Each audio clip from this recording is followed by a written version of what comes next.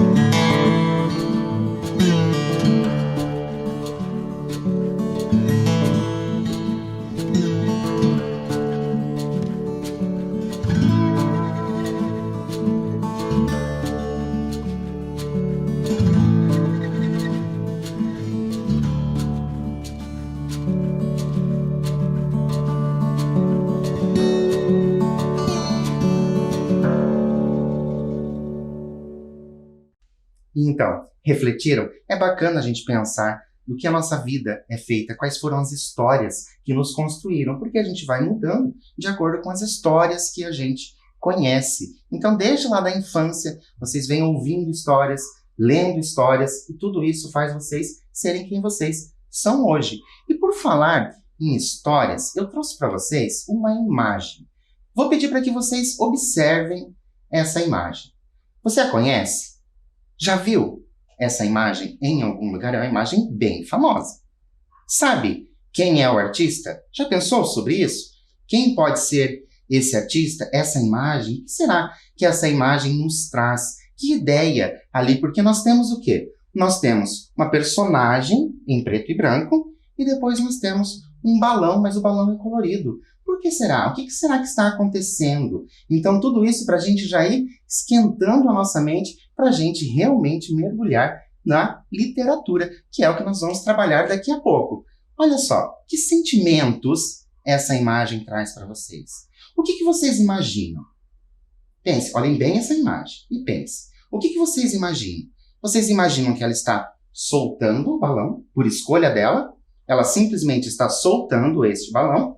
Ou será que ela está um pouco triste porque ela perdeu o balão? Então ela tem essa cara um pouco mais triste. Que sentimento te traz? Como que você vê essa imagem? Então eu deixo para vocês irem pensando a respeito disso e vendo, porque nós temos inúmeras possibilidades aí de interpretação dessa imagem. E agora, já que a gente está falando dessa imagem, quem é que fez essa imagem? Então, nós temos o Banksy, é um artista de rua britânico que fez seus trabalhos em stencil. Então ali, aquele preto é stencil, certo? Mesmo sendo conhecido por suas obras, ele é um artista bem conhecido, ele tem inúmeras obras. Então ele coloca essas obras nos muros, ele coloca nos prédios, mas mesmo sendo conhecido, ele escolheu, foi uma escolha dele, ele escolheu viver no anonimato. Dizem que algumas pessoas já sabem quem é esse artista, mas no geral, se você for pesquisar sobre esse artista, a gente não vai saber muita coisa. Nós não vamos saber o nome desse artista. Foi uma escolha dele viver nesse anonimato. Ninguém o conhece. E quando as suas obras aparecem, e elas aparecem de surpresa, pode ser no meio da madrugada, aí você acorda, olha para o muro e aquela obra já está lá. Olha que bacana a ideia dele. E quando essas obras aparecem, o que acontece? Vira sucesso. E o sucesso está justamente em ele ser anônimo. Claro que as obras são maravilhosas, mas o fato de ele ser anônimo faz com que as pessoas queiram cada vez mais saber sobre ele. Muito inteligente esse artista. E agora eu trouxe para vocês uma outra coisa. Essa pessoa, né? Você conhece alguém que possui um talento que ninguém conhece? Olha só, você conhece alguém que possui um talento que ninguém conhece? Essa pessoa que você conhece, que talento ela tem? Mas é só você que conhece? Ou ela é conhecida por todos? Você possui algum talento que gostaria que o mundo conhecesse? Então você é uma pessoa que sabe trabalhar com artesanato. Você gostaria que o mundo conhecesse esse trabalho? Como que você lidaria? Como que você lidaria com o fato de ser conhecido por todos e todas? Será que você ia saber lidar com o sucesso? Sair na rua? Será que é gostoso isso? Sair na rua e daí nós termos aí que ver, né? Talvez seguranças, viver com isso. Será que é gostoso tudo isso? Como que você lidaria? Eu vou dar um tempinho para vocês pensarem nessas questões e eu volto para a gente continuar.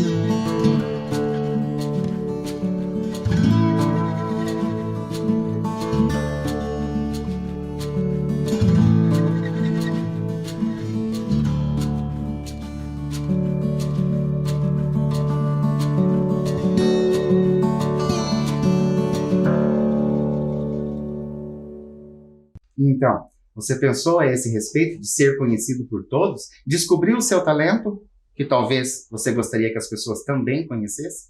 E daí, conhece ou não alguém com um talento, mas que ninguém conhece, que está ali vivendo no anonimato? Mas Por que nós estamos falando tanto disso? Eu trouxe para vocês, hoje, um escritor muito bacana. Você conhece essa pessoa? Já viu ela em alguma reportagem, em algum vídeo, uma coisa da internet? Você conhece essa pessoa? Qual seria a possível profissão dela?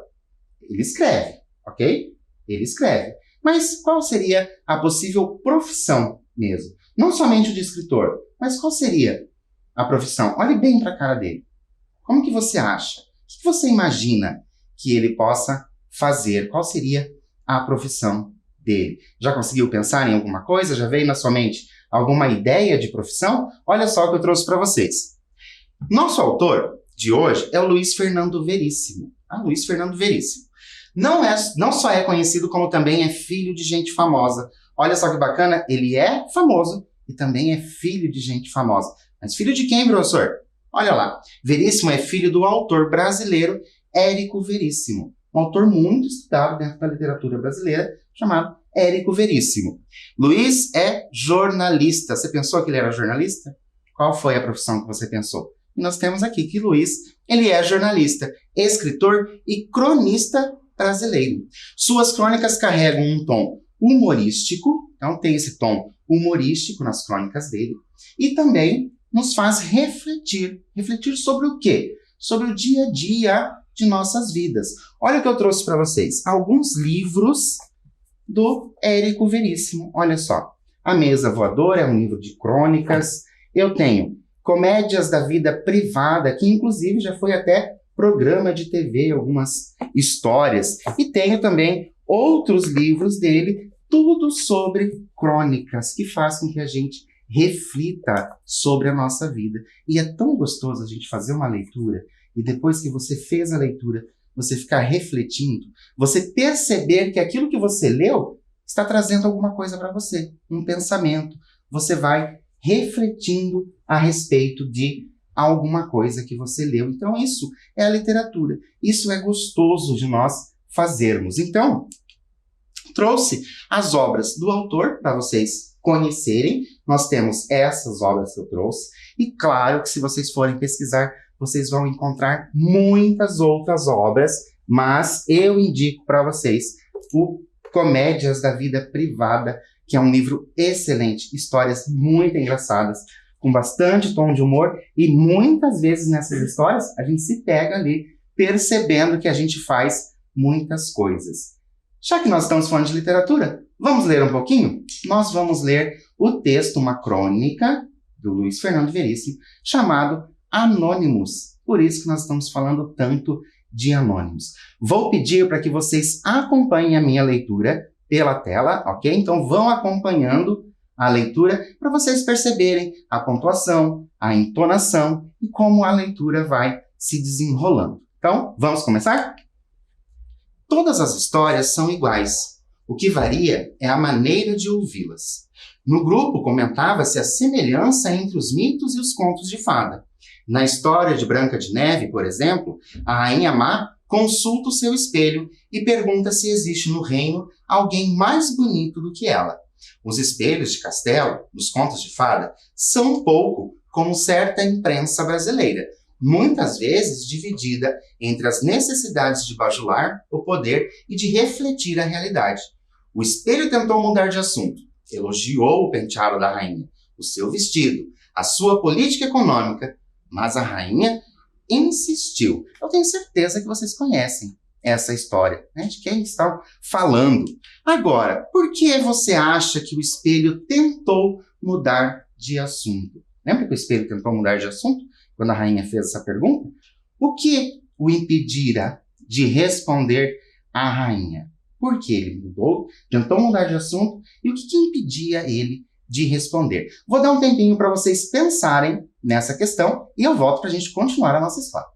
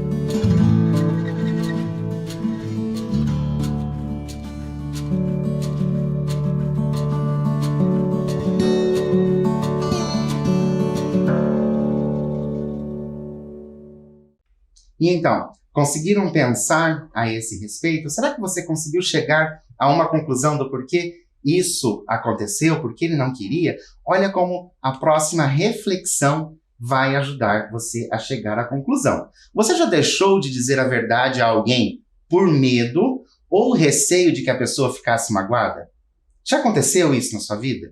De você não querer responder alguém, não querer falar a verdade, porque você estava ali com medo, talvez, alguém do seu trabalho, não tinha como você responder, falar de uma forma mais direta, então teve esse medo, ou mesmo ali a ideia de magoar essa pessoa. É a mesma coisa que aconteceu com o espelho. O espelho teve o quê? Teve medo, afinal ele está falando com quem? Está falando com a rainha má. Vamos continuar para ver onde vai chegar essa crônica Anônimos? Então vamos lá. Existia no reino uma beleza maior do que a sua? Existe, disse finalmente o espelho, maldizendo seu mínimo compromisso profissional com a objetividade. Uma menina de pele tão branca, de cabelo tão loiro e de rosto tão lindo que era espantoso que ainda não tivesse sido procurada pela agência Ford. Apesar dos seus 12 anos incompletos, seu nome, Branca de Neve, que é a história que vocês já conhecem, com certeza vocês ouviram. E continuando, a rainha mais bravejou, espumou, chutou o espelho e mandou chamar um lenhador. Sua missão: levar Branca de Neve para a floresta, matá-la, desfazer-se do corpo e voltar para ganhar sua recompensa. Nada se sabe sobre esse lenhador. Seu nome e sua biografia não constam em nenhuma versão do conto. A rainha má é a rainha má. Claramente um arquétipo freudiano. A mãe de Electra mobilizada para eliminar a filha rival que seduzirá o pai, e os arquétipos não precisam de nome. O príncipe encantado que aparecerá no fim da história também não precisa. É um símbolo reincidente. Talvez nem a Branca de Neve se dê o trabalho de descobrir seu nome, e na velhice apenas o chame de Pri, ou, ironicamente, seu encantado. Dos 7 anões se sabe tudo. Nome, personalidade, hábitos, fobias, SIC, que é o antigo CPF, tá, gente? Tudo. Mas do personagem principal da história, sem o qual a história não existiria e os outros personagens não se tornariam famosos, não sabemos nada. Um lenhador. Pronto. Então, nós estamos falando aqui do lenhador. Vocês já tinham percebido que os príncipes encantados são apenas príncipes encantados? Eles acabam não tendo um nome na história, ou às vezes, muitas vezes, eles acabam também não tendo nenhuma função, né, durante a história. Isso vai aparecer só mais para o final. Já tinham percebido isso nas histórias que vocês já fizeram, né, da leitura que vocês já fizeram aí pela vida de vocês? Já perceberam que alguns personagens não aparecem tanto e não dão tanta importância para esses personagens? E eu tenho uma pergunta para vocês. Por que o cronista considera o lenhador como personagem principal? Vejam bem, o cronista, né, o nosso Luiz Fernando, ele considera o lenhador como personagem principal. Por que você pensa isso? Escreva aí e eu já volto.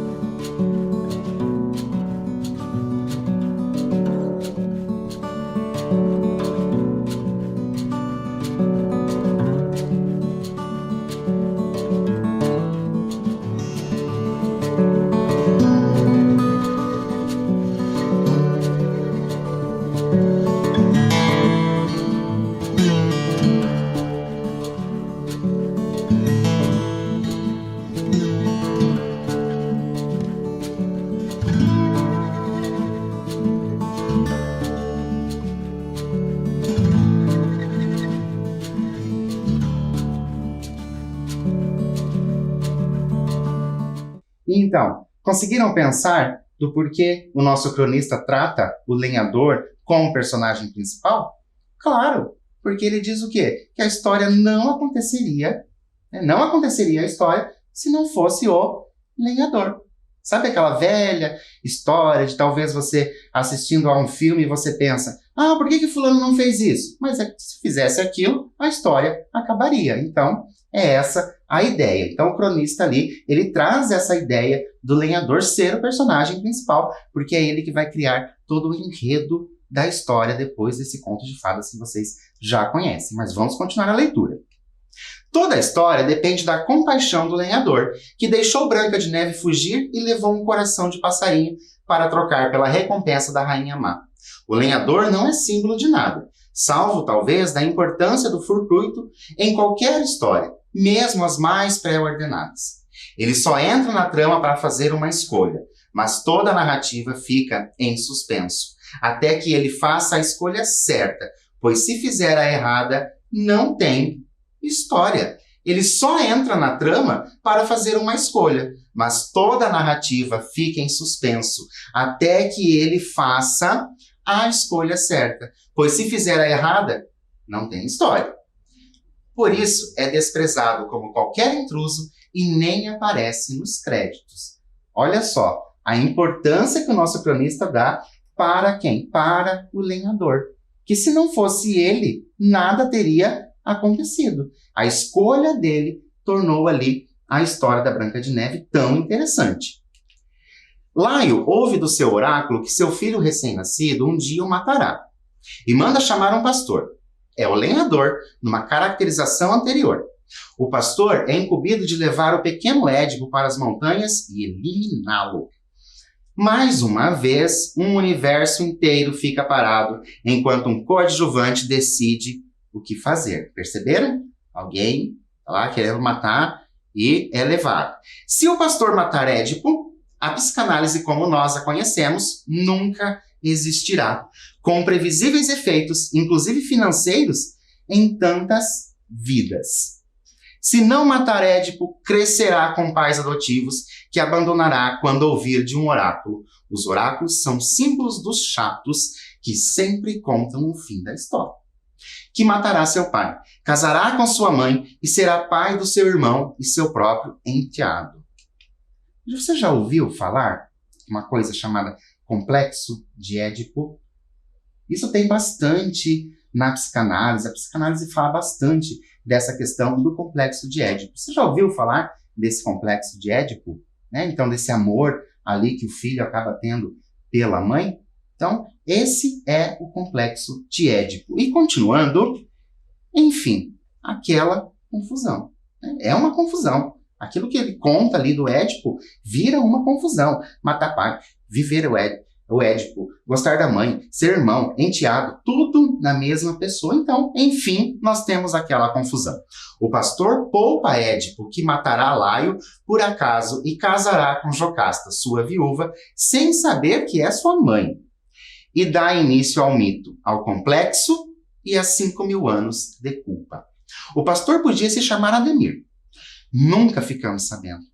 Como lenhador, também não se sabe que fim levou. Talvez, um dia, anos depois, com o drama acabado, tenha cruzado com Édipo. Então, talvez, pode ser que o lenhador tenha cruzado com Édipo, que não o reconheceu. Mesmo porque, sem os olhos, seria difícil se tivesse matado Édipo. Nada daquilo teria acontecido. Pode-se imaginar a conta da análise do pastor. Então, se você se interessou por essa história do Édipo, depois você pesquise um pouco, é bem interessante, que vai mexer com esses mitos, e as histórias dos mitos, elas também são bem interessantes. Mas vamos continuar, que a nossa história ainda não acabou.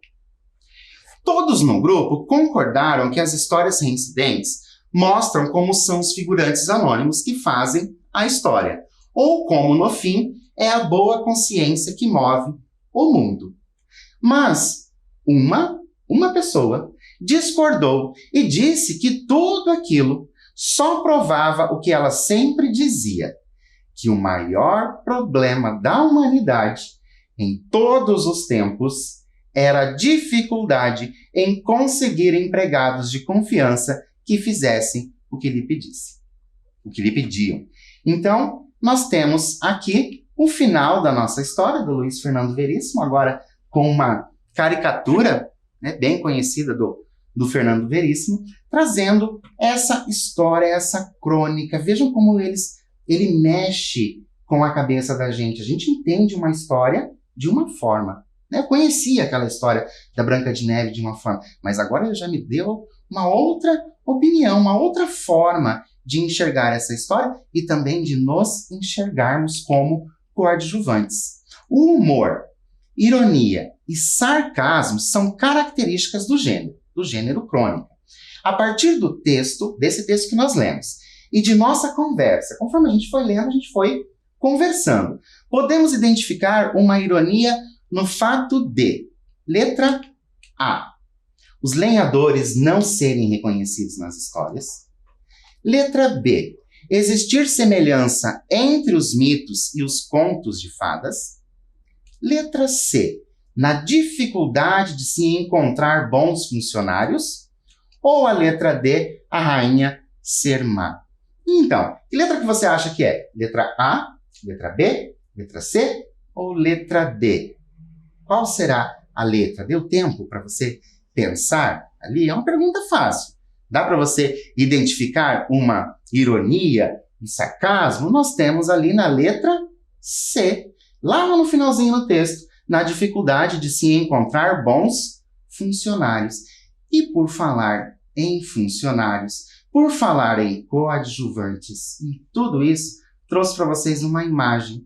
E essa imagem diz muito, principalmente nesse momento que nós estamos vivendo, que é o quê? Os nossos profissionais da saúde, verdadeiros heróis da pandemia do coronavírus. Então nós temos esses heróis que aparecem aqui, né, para nós, né, esses heróis que estão cuidando de tanta gente, gente que a gente conhece, gente que a gente desconhece, pessoas que eles conhecem e pessoas que eles não conhecem também. Como podemos relacionar a crônica, lembra lá do Lenhador, de Luiz Fernando Veríssimo, com a manchete da notícia? Como que a gente vai relacionar esses dois textos? Trazendo a crônica e também esses heróis da saúde. Vou dar um tempinho para você pensar e eu volto já.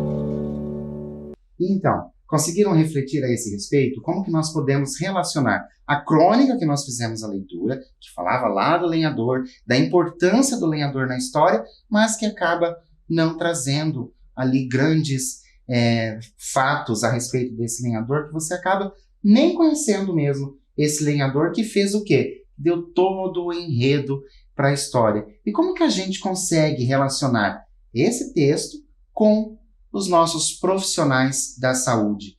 Por quê? Porque eles estão ali trabalhando, embora eles estejam na linha de frente, muitas vezes eles acabam não sendo reconhecidos também pelo trabalho que eles fazem. Então eles fazem, sim, um trabalho meio que no anonimato, como tem acontecido lá na história da Branca de Neve e depois na história do Édipo. Então, tudo isso é uma reflexão, a gente vai pensando sobre isso, a gente pega aquela história fictícia, né, que o cronista escreveu ali, a gente pega aquela história, traz aquela história para o nosso dia a dia e a gente começa já a perceber de outras formas muita coisa que está ao nosso redor. Lembram lá do início? Do que é feito você?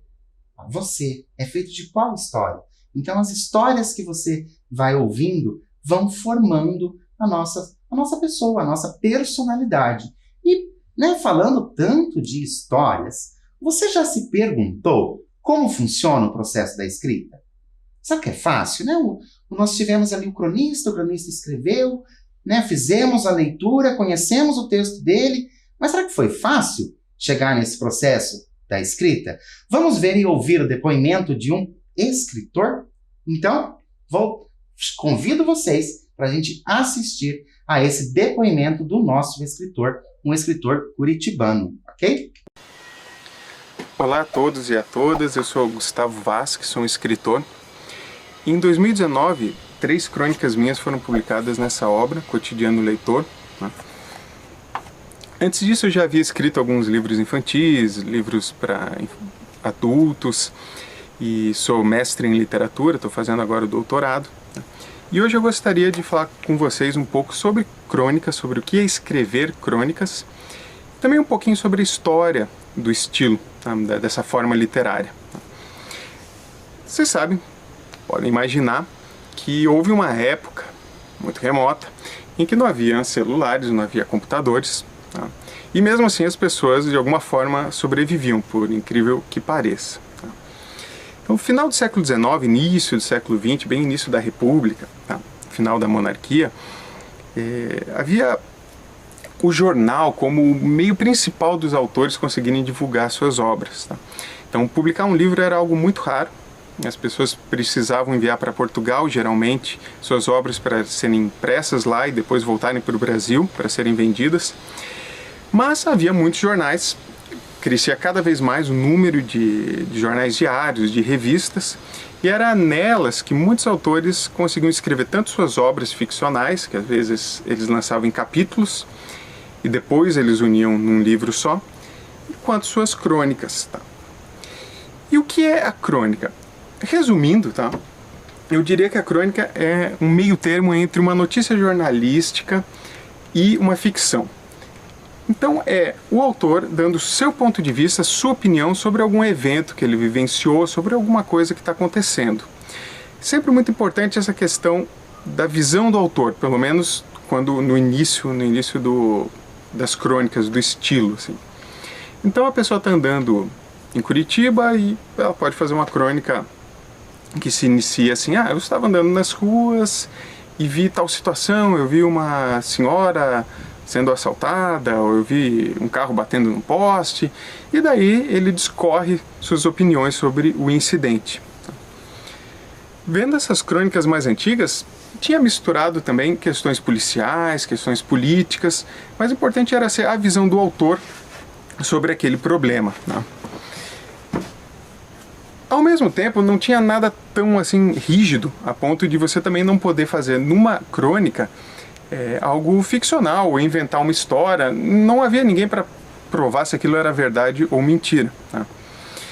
Então a pessoa também podia escrever algo sobre pessoas que ele conhecia, ele podia dramatizar, ele podia criar personagens. O que difere isso de um conto mesmo, de um conto ficcional, de um romance? É ser bastante curto, a crônica realmente é muito curta, e ela não ter a estrutura de tramas e personagens e enredo. É mais uma situação, tá? É você pegar uma situação e separá-la, dar uma certa luz diferente nela. Ao mesmo tempo, não é nada muito complexo, tá? Você numa crônica você não vai falar de assuntos muito densos, porque vai ser um leitor que vai abrir seu jornal, que vai querer ler algo divertido, interessante, curioso e passar para a próxima matéria, né? Ele não vai ficar estudando a crônica longamente. Então se escrevia de tudo nessas crônicas. Escrevia sobre a pobreza, escrevia sobre a política, sobre relações comerciais, internacionais, sobre guerra. Mais ou menos era algo bem livre. Se eu fosse comparar com hoje, o que seria mais próximo disso? Seria talvez os blogs, né? É uma coisa que já não é tão famosa, eu acho. Eu acho que uns 10, 15 anos atrás era mais comum, havia muitos mais blogs. Hoje é mais os vídeos que as pessoas postam. Mas o blog tem uma certa semelhança, um pouco de semelhança com a questão da crônica. Então, que é a opinião da pessoa, ela vai publicar todo dia ou semanalmente, vai ter um certo padrão daquilo e geralmente a pessoa vai ter um assunto a tratar, né? Muito bem. Nesse livro eu fiz então 3 crônicas, e elas são bem diversas entre si, né? E elas buscam explorar questões, possibilidades diversas do meio, tá? Do meio da crônica. Então a primeira que eu fiz, ela chama Entrevista, e ela conta o que eu fiz. Uma vez me chamaram para ser entrevistado num canal de TV, e foi uma experiência, óbvio, diferente, não é uma coisa que você faz todo dia aí na televisão, ser entrevistado. Então, como eu fiz essa crônica?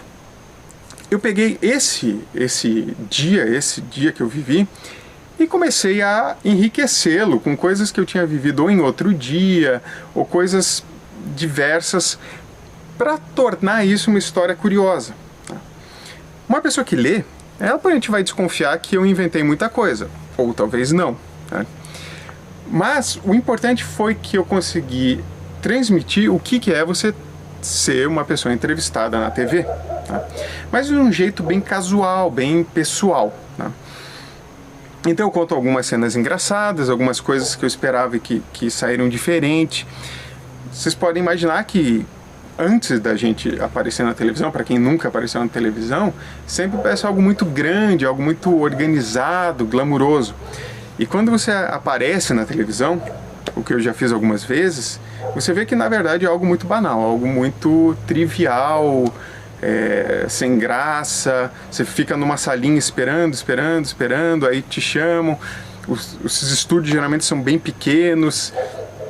Quer dizer, é uma coisa que quando você vive na pele, não tem metade da graça que você acha que tem quando você vê na televisão, que realmente parece algo muito, muito grande. Então eu quis escrever sobre isso, sobre essa experiência que foi eu ter sido entrevistado nesse lugar. Foi a respeito das minhas obras, tá? E foi uma situação que eu achei um pouco cômica até, e decidi transformar em uma crônica. Então a crônica vocês veem, podem ir tomar daí, que é algo muito livre. Tá? Algo muito livre, algo que é breve, e algo que tem uma certa leveza que a ficção não vai ter, ou que um artigo jornalístico não vai ter, mas que ao mesmo tempo permita ao leitor ter aquele insight. Tá? Isso é muito comum na internet hoje. Tem muitos sites que, digamos, todo dia publicam algo, às vezes até simples, por exemplo, um top 5, os 5 melhores filmes da Marvel, os 5 piores filmes de herói, os 5 melhores dramas, os 5 melhores livros. É muito comum ver esse tipo de postagem nos dias de hoje. Né? O que elas tentam fazer? Elas tentam dar ao leitor que as lê um insight, sabe? Uma ideia, aquele brilho assim. Ok, aprendi alguma coisa. Então a crônica ela busca isso, que você aprenda alguma coisa, mas que ao mesmo tempo não seja uma lição de moral, não seja algo que você tem que fazer grandes considerações profundas sobre sua vida. É mais uma coisa leve, descompromissada. Alguns de vocês devem estar se perguntando, muito bem, eu quero escrever uma crônica, o que eu faço? Onde que eu posso escrever uma crônica? Nos dias de hoje, tudo mudou, jornais já não são lidos como antes, há outras formas de se escrever. A pessoa pode escrever crônicas num blog, pode escrever no Facebook, embora, há de se admitir que as coisas estão ficando cada vez mais breves, né?